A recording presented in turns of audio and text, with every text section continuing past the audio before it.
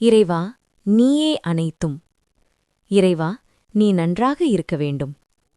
அன்னை ஸ்ரீ லோபாமுத்ரா உடனுரை தந்தை அகத்திய மாமுனிவர் திருவடிகளை பணிந்து, ஈரேழு உலகத்தையும் காத்தருளக்கூடிய அன்னை ஸ்ரீ உண்ணாமலை அம்மை உடனுரை தந்தை அண்ணாமலையார் புற்கமலத்தை பணிந்து பதிவினை வெளியிடுகின்றோம். இறைவா, நீயே அனைத்தும். இறைவா, நீ நன்றாக இருக்க வேண்டும். அன்னை ஸ்ரீ லோபாமுத்ரா உடனுரை தந்தை அகத்திய மாமுனிவர் திருவடிகளை பணிந்து, ஈரேழு உலகத்தையும் காத்தருளக்கூடிய அன்னை ஸ்ரீ உண்ணாமலை அம்மை உடனுரை தந்தை அண்ணாமலையார் பொற்கமலத்தை பணிந்து பதிவினை வெளியிடுகின்றோம். வணக்கம். நம்ம நிகழ்ச்சியில இணைஞ்சிருக்கிற எல்லாருக்கும் எங்களுடைய அன்பான வரவேற்பு. இந்த தெய்வீக செய்தியை கேட்கிற நீங்க உண்மையிலேயே பெரும் பாக்கியம் செஞ்சோங்க. சித்தர்களோட இந்த ஞான மொழிகளை கேட்கறதாலேயே உங்க வாழ்க்கையில நல்ல விஷயங்கள் நடக்குங்கிறது நிச்சயம். இன்னைக்கு நாம சித்தர்களோட ஒரு மிக உயர்ந்த போதனைய கொஞ்சம் ஆழமா பார்க்க போறோம்.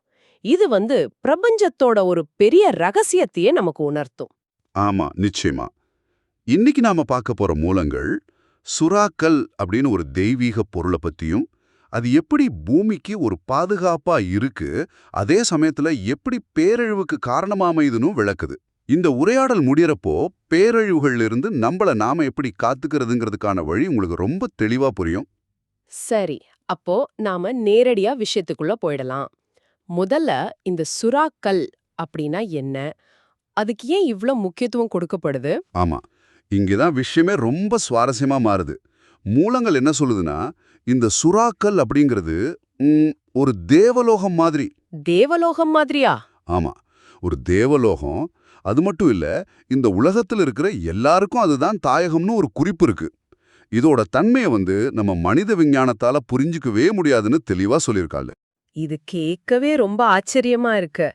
அது ஒரு தேவலோகம்னா, அதாவது ஒரு தெய்வீகமான இடம்னா, அதுலேருந்து எப்படி பேரழிவுகள் உருவாக முடியும்? இது ஒரு பெரிய முரண்பாடா தெரியுது. ரொம்ப சரியான கேள்வி. அந்த மூலங்கள் அதுக்கும் தெளிவான விளக்கத்தை கொடுக்குது.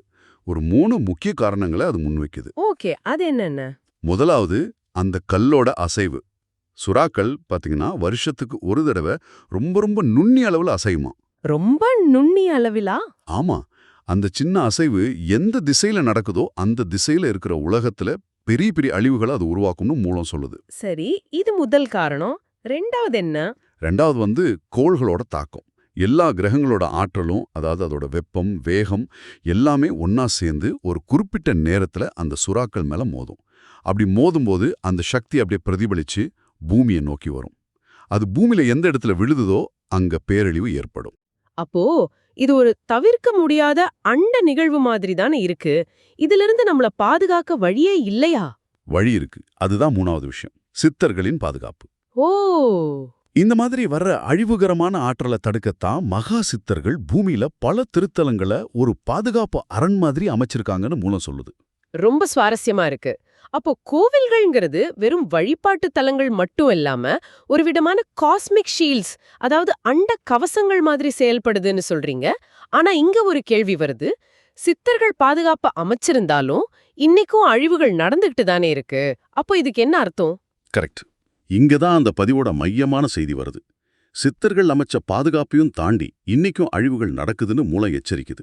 அது என்ன சொல்ல வருதுன்னா, இறுதி பாதுகாப்பு அப்படிங்கிறது வெளியிருந்து வர்றதில்ல, அது மனிதர்களாகிய உங்க கையில தான் இருக்கு. எங்க கையிலையா? அப்படின்னா? ஆமா, உங்க மனநிலையும் நீங்க இறைவன் மேல காட்டுற உண்மையான அன்பும் அசைக்க முடியாத நம்பிக்கையும் தான் உங்களை காக்கும் கடைசி அரண். அன்பில்லாம வெறும் சடங்குக்காக செய்யற வேண்டுதல்களுக்கு பலனே இல்லைங்கிறது தான் அதோட ஆணித்தரமான கருத்து. அப்போ சித்தர்களோட பாதுகாப்பையும் தாண்டி ஒரு பேரழிவு நம்மள நெருங்கி வந்தாலும் தனிப்பட்ட முறையில ஒருத்தரோட உண்மையான அன்பும் அசைக்க முடியாத நம்பிக்கையும் தான் அவங்கள காப்பாற்றும். இதுதான் இறுதி பாதுகாப்பு. சரியா சொன்னீங்க. அதனாலதான் இந்த தெய்வீக செய்தியை மத்தவங்களுக்கு கொண்டு போய் சேர்க்கிறது ஒரு பெரிய தொண்டுன்னு சொல்லப்படுது. இது உங்களுக்கு முதல் தர உயர்புண்ணியத்தை தரும். அதனால இந்த செய்தியை உங்க நண்பர்கள், உறவினர்கள் கூட வாட்ஸ்அப், ஃபேஸ்புக், இன்ஸ்டாகிராம்னு எல்லா சமூக ஊடகங்களையும் பகிர்ந்துக்கோங்க. ஆமா, இது ஒரு உலக பொது செய்தி. இது எல்லாருக்கும் போய் சேரணும்.